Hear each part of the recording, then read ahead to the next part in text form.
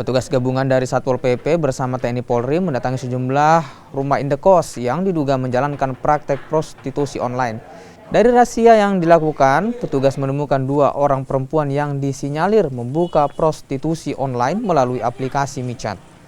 Namun saat dirazia, keduanya menghapus aplikasi tersebut. Selain razia kos-kosan, petugas juga merazia sejumlah penginapan di Kota Parepare, Sulawesi Selatan. Hasilnya, 10 pasangan bukan suami istri ditemukan dalam satu kamar. Mereka yang terjaring razia umumnya masih di bawah umur. Terkait Perda Ketertiban Umum ya, ini kita laksanakan dalam rangka menyambut Hari Raya Natal dan Tahun Baru. Bu, dalam operasi ini ada berapa pasangan Bu yang didapat? Jadi kurang lebih yang kita dapati malam ini kurang lebih ada sekitar 10 pasang muda-mudi yang kita dapati di beberapa hotel.